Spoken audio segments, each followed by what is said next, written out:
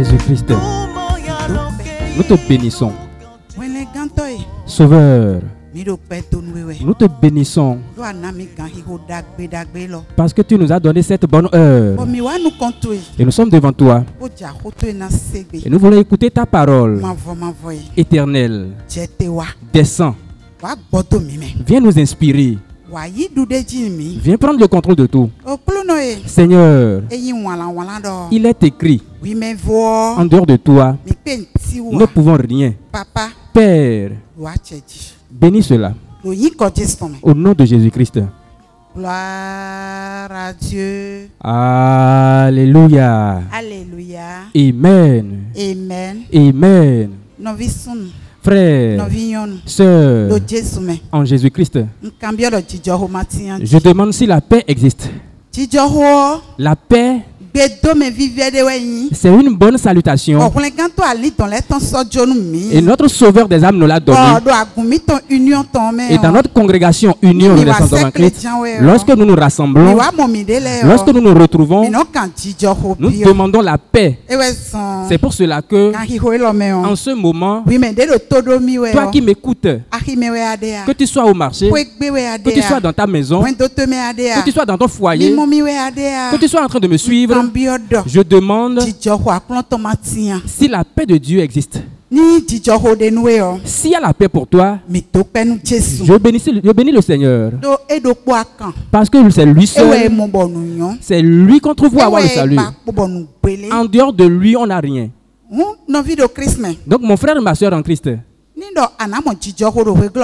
si tu veux avoir la paix dans ce monde, accours et donne ta vie à Jésus-Christ. Fais vite. Ne tarde pas. C'est pour cela que le livre d'Actes des Apôtres, Actes chapitre 17, nous allons commencer par lire à partir du verset 24. Jésus a dit quelque chose pour toi et moi. Le Dieu qui a fait le monde et tout ce qui s'y trouve, étant le Seigneur du ciel et de la terre, n'habite point dans des temples faits de mains d'hommes.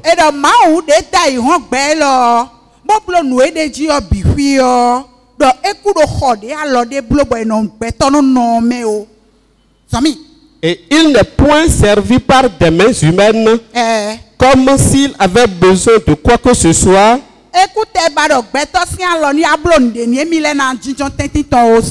Lui qui donne à tous la vie, la respiration et toutes choses. Il a fait que tous les hommes sortis d'un seul sang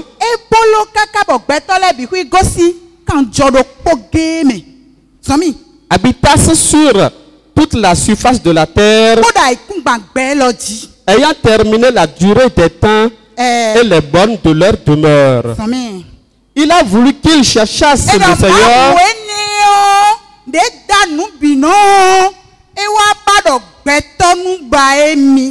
et qu'ils s'efforçassent de le trouver en tâtonnant,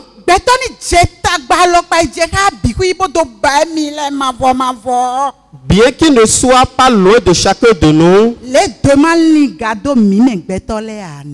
car en lui nous avons la vie.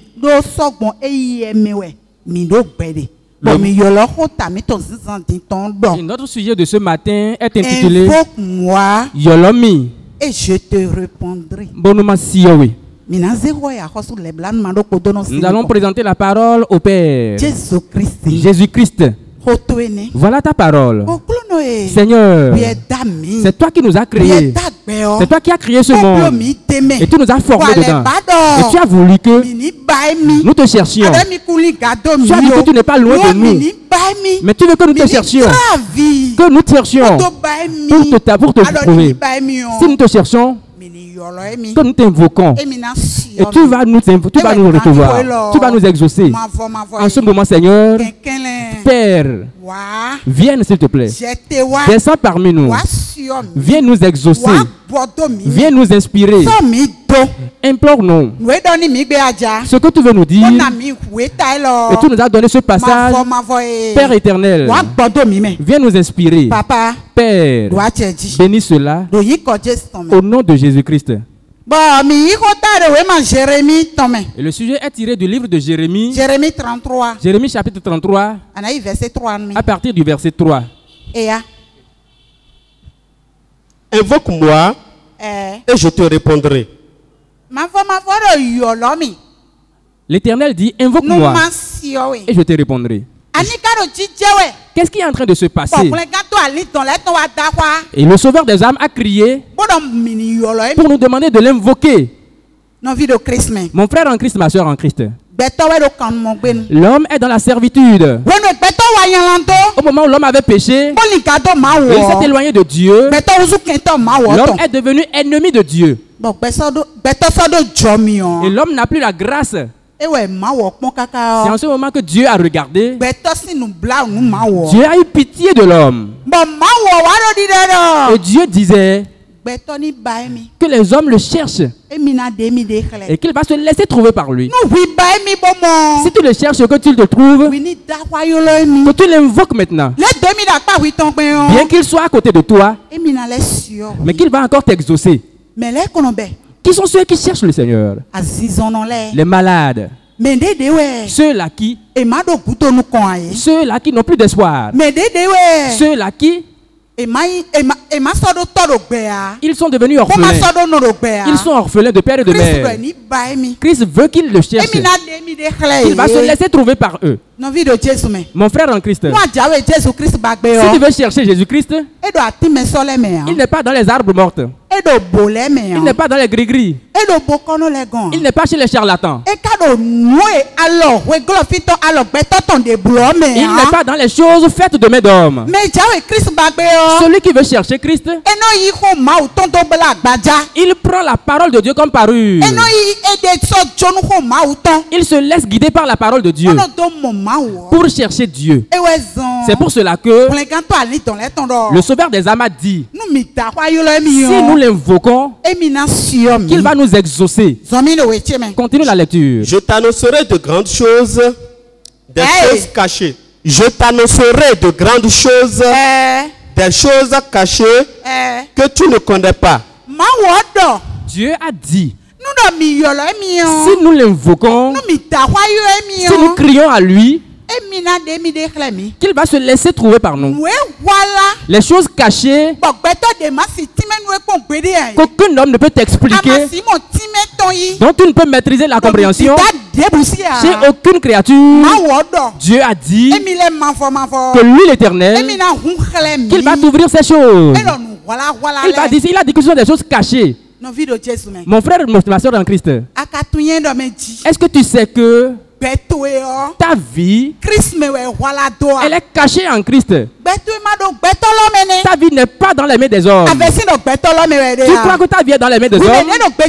Toi qui m'écoutes actuellement, toi qui me suis actuellement, toi qui écoutes actuellement cette parole, le Sauveur des âmes a dit, il me demande de t'expliquer que ta vie n'est pas dans les mains des hommes. Les hommes qui sont faits par lui, qui ont été créés par Dieu, il ne peut rien te dire. Il ne peut pas te menacer sur la base accomplir. En dehors de, si seulement tu peux créer à Christ. Si tu peux t'accrocher à Christ, je vais te dire en vérité, ta vie, elle sera dans la main de Christ. Et ta fin, tu vas encore la voir dans la main de Christ. Nous allons lire le livre de Proverbes. Proverbes chapitre 28. À partir du verset 13, on nous a dit quelque chose là. Proverbes chapitre 28, verset 13. Celui qui cache ses transgressions ne prospère point, mais celui qui les avoue et les délaisse obtient miséricorde. Donc mon frère, ma soeur en Christ, s'il est dit que tu es dans une tribulation, tu es dans une souffrance, et tu te dis que avec cette parole que j'écoute, non, je ne vais pas rester ici parce que je n'ai pas ce temps. C'est pour cela que je ne vais pas donner ma vie à Christ. Je vais te dire Tu vas mourir dans la chair. Et tu vas encore mourir spirituellement. Parce que le passage nous dit à toi et à moi, s'il y a quelque chose qui t'arrive, sors-le pour qu'on puisse te guérir. S'il y a quelque chose, dis-le pour que Jésus-Christ te guérisse. Parce que Jésus-Christ, c'est lui le docteur suprême. C'est lui seul qui guérit les maladies. Il guérit les maladies charnelles. Il guérit aussi les maladies spirituelles. Toi qui tu n'as pas la paix en toi-même. Tu as quel âge? Tu as fait combien d'années dans ta maladie? Et tu n'as personne pour discuter avec toi. La main de Christ est ouverte. Et elle t'attend que tu viennes pour qu'il puisse se guérir. Si tu viens à Christ, tu auras la guérison. Quelles que soient tes souffrances dans la chair, toutes ces choses vont finir. Et quelles que soient tes difficultés spirituelles, et tu n'as pas la paix en toi-même, je vais te dire en vérité, tu auras la guérison. Parce que le passage nous dit, si quelqu'un cache ses difficultés, ses problèmes, il meurt. Mais celui qui les avoue et les délaisse obtient miséricorde.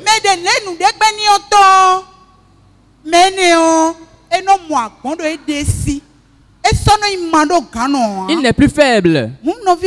Donc mon frère, ma soeur en Christ, qu'est-ce qui t'arrive? Et tu vois qu'il n'y a plus d'espoir. Christ est là, il est vivant. Il veut discuter avec toi. Quelle que soit ta faiblesse, je ne te connais pas, tu ne me connais pas. Quelle que soit la faiblesse, cours. Christ est là, il t'attend.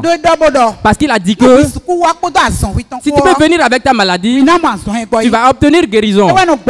C'est lui qui guérit les malades. Si tu le laisses, ta maladie, elle va te tuer. Ce n'est pas parce que la maladie va te tuer que Dieu va t'a donné tout ce moment. Et tu écoutes sa parole. Donc mon frère, ma soeur en Christ, ne sois pas incrédule envers lui. Ne sois pas incrédule. Donne-toi à lui. Si tu peux te confier à lui, tu vas obtenir satisfaction. Tu vas obtenir une bénédiction. Nous allons lire le livre de Luc chapitre 11. À partir du verset 9. On nous a dit ceci à toi et à moi. Et moi, je vous dis, demandez et l'on vous donnera. Est-ce que tu vois? Le passage nous dit que nous demandons. Qui sont ceux qui demandent? Ceux-là qui ont besoin de quelque chose. C'est lui qui demande. À qui est-ce qu'il faut adresser la demande? C'est celui qui est riche, qui possède la chose. C'est à lui qu'on demande. Et on reçoit. Et moi je vous dis, demandez et l'on vous donnera. Cherchez et vous trouverez. Frappez et l'on vous ouvrira. Car quiconque demande reçoit. Est-ce que tu as entendu? On dit que nous demandons. À qui est-ce que tu veux demander? Celui qui t'a créé. Celui qui a créé ce monde. Celui qui a accompli notre œuvre salvatrice. Il dit, de quoi est-ce que tu souffres? Quel que soit ce dont tu as besoin, viens et demande. Il a dit ceux-là qui demandent, qu'il leur donne ce dont ils ont besoin. Ceux-là qui frappent, qu'il leur ouvre la porte. Ceux-là qui le cherchent, et qu'il se laisse trouver par lui. Et celui-là trouve ce dont il a besoin. Continue. Car quiconque demande reçoit, celui qui cherche trouve, et l'on ouvre à celui qui frappe. Quel est parmi vous le père qui donnera une pierre à son fils? Ton Dieu, mon Dieu, il aime tellement ce monde, il a tellement aimé l'homme, et il nous dit, toi et moi ce matin, quiconque ou bien qui est-ce qui existe dans ce monde, et son enfant qui l'a fait, son enfant va s'adresser à lui pour demander quelque chose, et il n'aura pas pitié de lui pour lui donner ce dont il a besoin. Mon frère, ma soeur en Christ, s'il en est ainsi, toi et moi, nous avons intérêt à demander à Dieu. Nous avons intérêt à nous approcher de lui et à exprimer tout ce dont nous avons besoin. Si tu peux ouvrir ton cœur à Dieu, il va tout rétablir. Parce que c'est lui qui rétablit l'homme. Parce que, effectivement, il faut trouver Dieu. Il faut trouver Dieu. Tu vas le voir. Il va tout rétablir. C'est de ton vivant qu'il va discuter avec toi. Et quand tu vas mourir, tu vas pouvoir partir devant lui. Parce que sur cette terre, nous sommes venus pour peu de temps. Et d'ici peu, nous allons encore retourner. Vraiment, l'homme doit chercher Dieu. Maintenant qu'il est encore en vie, on ne cherche pas Dieu sur cette terre. Et c'est après avoir quitté la terre, on le trouve. S'il faut trouver Dieu après, c'est de ton vivant, dans la chair, que tu vas le chercher. Et il va se laisser trouver par toi. Parce que il nous a dit à toi et à moi qu'il va partir. Et il va nous préparer une place. Quand il va finir de préparer la place, il va revenir sur cette terre. Donc nous les chrétiens, nous les enfants de Dieu, notre espérance est que dans peu de temps, Christ va revenir. S'il vient, est-ce qu'il va te trouver? S'il vient, est-ce qu'il va me trouver? C'est parce qu'il va nous trouver que nous devons accourir pour le chercher. Continue la lecture. Si donc, méchants comme vous l'êtes, vous savez donner de bonnes choses à vos enfants, à combien plus forte raison le Père Céleste donnera-t-il le Saint-Esprit à ceux qui le lui demandent? Est-ce que tu as écouté maintenant? Homme pécheur, homme animal.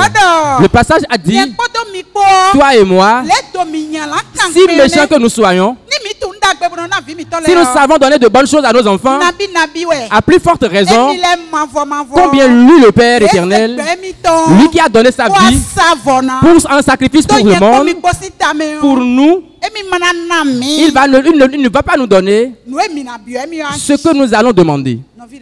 Mon frère, ma soeur en Christ, ne sois pas hypocrite, ne sois pas paresseux. Il ne faut pas ne pas demander à Dieu. Il est là. Il veut te donner ce que tu vas demander. Si tu peux prendre un peu de temps pour t'accrocher à lui, sans retour, je vais te dire en vérité, ce que tu cherches, ce que tu veux, tu vas le recevoir. Nous allons lire le livre d'Hébreux. Hébreux chapitre 5, verset 7. C'est là où on nous a montré qu'il faut chercher Dieu avant de le trouver. Parce qu'au moment où il est incarné, au moment où Christ a pris chair, et il est venu dans ce monde, il nous a montré que, obligatoirement, nous devons nous accrocher à lui. C'est pour cela que le livre d'Hébreux, vous allez lire. C'est lui qui, dans les jours de sa chair,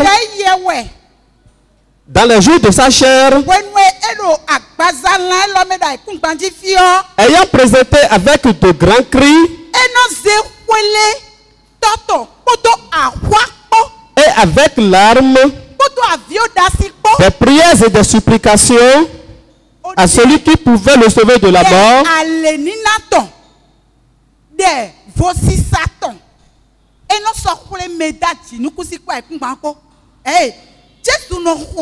Jésus prie. De quoi Jésus manque et il prie? Est-ce que Jésus a péché? Et pendant les jours de sa terre, il va devant son Père et il va prier. C'est à cause de toi et de moi que Christ pleure. Il se lamente et il invoque son Père. Et il demande à son Père d'avoir pitié de nous.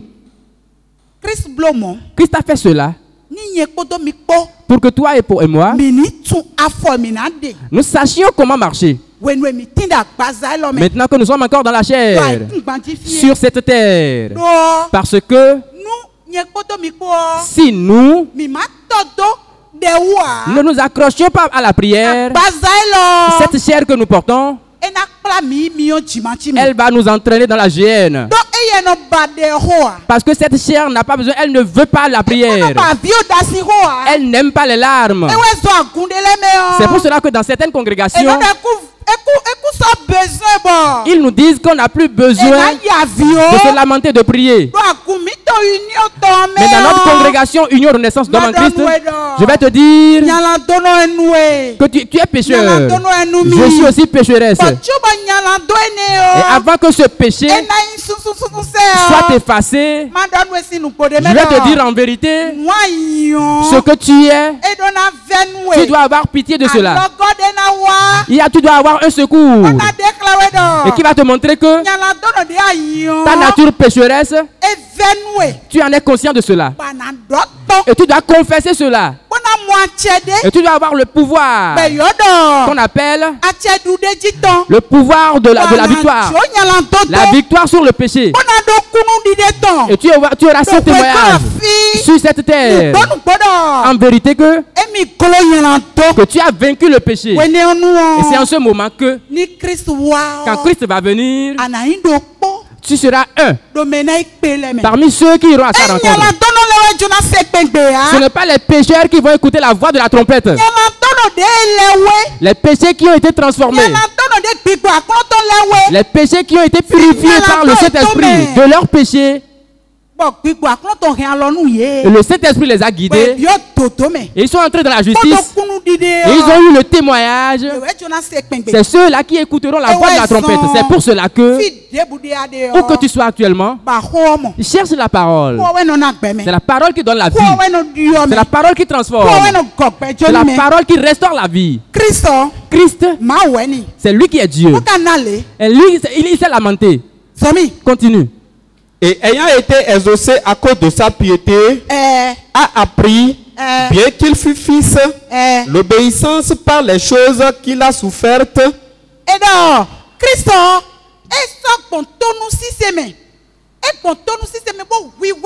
Par l'obéissance, il s'est humilié.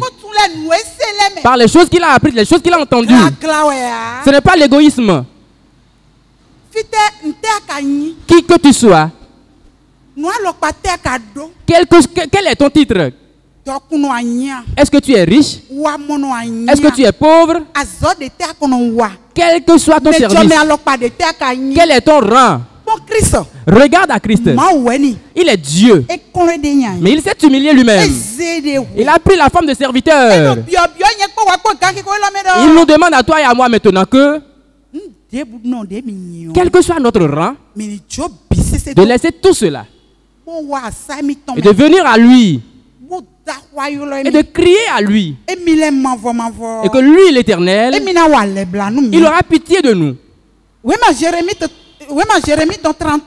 allons lire le livre de Jérémie chapitre 31, chapitre 31 verset 8. Lisez Jérémie chapitre 31 verset 8.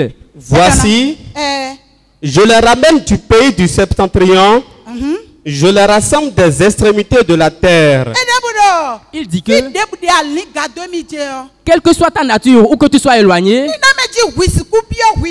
si tu peux entrer en toi-même, et si tu peux réfléchir, et si tu peux aller dans la maison de Dieu, si tu peux crier à lui, quel que soit ton degré d'éloignement, qui va te ramener vers lui. Continue. Et parmi eux sont l'aveugle et le boiteux.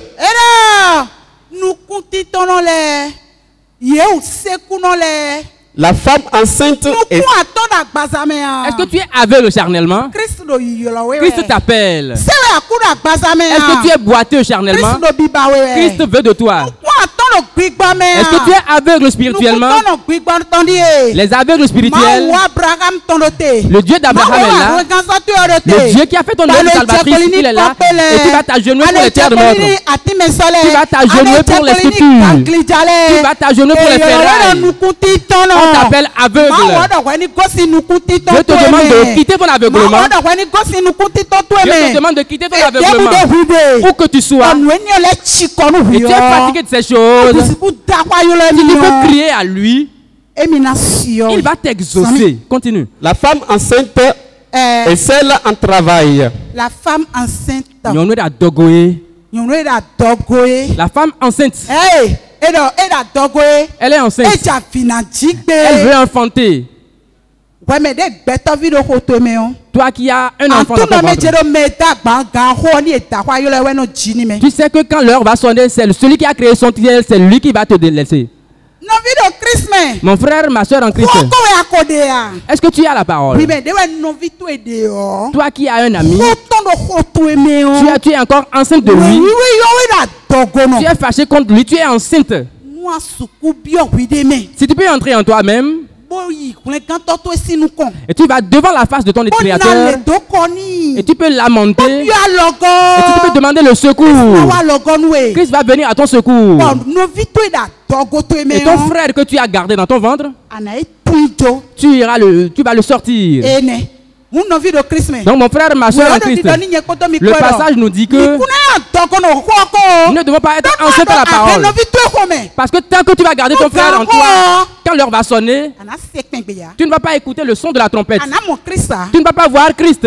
Parce que quand Christ reviendra, il ne va pas ramasser les pécheurs.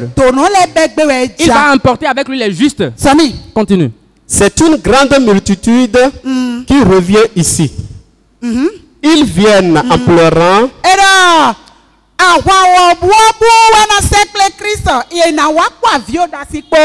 Et je les conduis. Donc, où que tu sois, il faut avoir pitié de ta vie. Aie pitié de ta vie. Et il faut entrer dans les larmes. Si tu t'accroches aux larmes, si tu gardes les supplications, tu vas trouver Christ dans ta vie. Donc, que le peu que nous avons entendu, que le Sauveur des âmes, qu'il bénisse cela pour nous. Nous allons prier. Jésus-Christ, voilà ta parole. Seigneur, viens arroser cela. Inspire-nous la vie qui en est, qu'elle soit pour nos âmes. Père, bénis ta parole. Au nom de Jésus-Christ, nous avons.